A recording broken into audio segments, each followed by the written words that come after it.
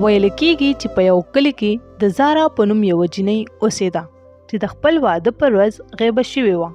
د هغې باره کې یوه کیسه مشهوره وه چې د هغې نه چړیل جوړه شوې ده او هغه اوس هره شپه د سپوږمۍ په رڼا کې واپس د خپل بدل اغوستو دپاره راځي.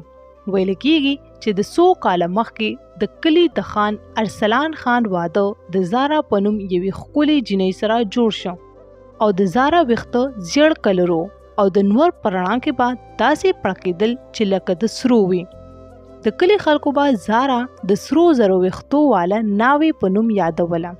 زارا خپل واده ته ډیره زیاته خوشحاله وه، خو د واده پر ورځ زارا څوک مړه کړي او د هغه ځای نه وتښتي. څوک هم د زارا قاتل ونه ویني او زارا د مرګ په وخت کې یوه خیره وکړي. چا چې زه په ناحقه مړه کړې یم نو هغوی ته به چرې هم سکون نه میلاویږي او زه به خپل بدل ضرور اخلم. د زارا د مرګ نه پس د کلي د خلکو دا خیال و چې د زارا روح په یو چړیل کې بدل شوی دی چې د شپې د کلي نه چاپیره ګرځي. د زارا د مرګ نه پس د هغې ویښته د سرو زرو په ویښتو کې بدل شوي وي چې څوک هم د هغې ویښتو طرف ته وګوري نو هغې ته همیشه دپاره ړانده شي. د دې اړینه د کلي خلکو د ماښام په تیاره کې د کورونو نه بهر راوتل پرېښودل او په چا کې هم دومره همت نه و چې د زارا دا حقیقت معلوم کړي. خو په دغه کلي کې یو هلک چې ریحان نوم یې و ډېر بهادر او ضدي و. ریحان دا فیصله وکړي چې د زارا حقیقت به زه معلوموم. د زارا د مرګ حقیقت به زه معلوموم چې دا چا وجلې وه او د زارا روح له به انصاف هم زه ورکوم. د ریحان دا یقین و چې د زارا روح د انصاف دپاره د کلي نه چاپیره ګرځي. یوه ورځ ریحان د 14مې سپوږمۍ په شپه کې قبرستان ته لاړ شي چې د هغې قبرستان باره کې د کلي د خلکو دا خیال وي چې دلته هغه چړیل ظاهریږي. په قبرستان کې هر طرف خاموشي وه او سمدستي هوا شروع شي او د ریحان مخې ته یوه جینۍ ښکاره شي چې د هغې ویښته د سرو زرو وي او د هغې په سترګو کې غوسه وي.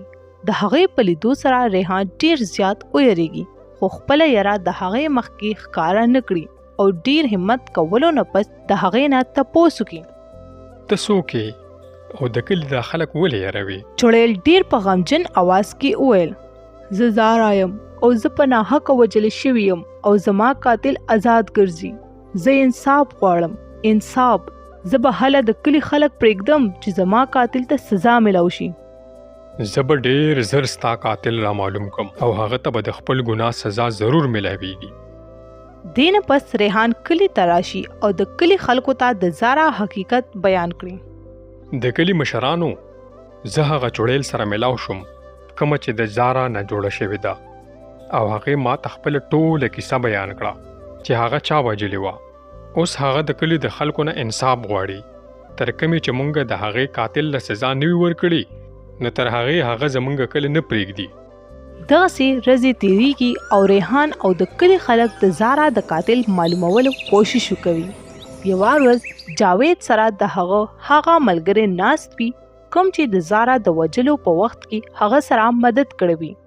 جاویده د کلي خلک د زارا د قاتل معلومولو ډېر زیات کوشش کوي ځکه چې د زارا د روح نه چړیل جوړه شوې ده او هغه د کلي د خلکو نه انصاف غواړي.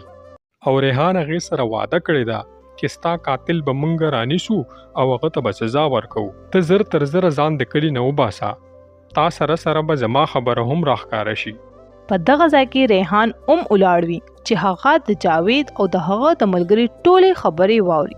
ریحان د کلي ټولو خلکو ته د جاوید او د هغه د ملګري حقیقت ښکاره کړي. دې خبرې اورېدوس د کلي خلک جاوید او د هغه ملګری قتل کړي او دغه شان د زارا روح ته انصاف میلاو شي او هغه د کلي خلک یرول پرېږدي.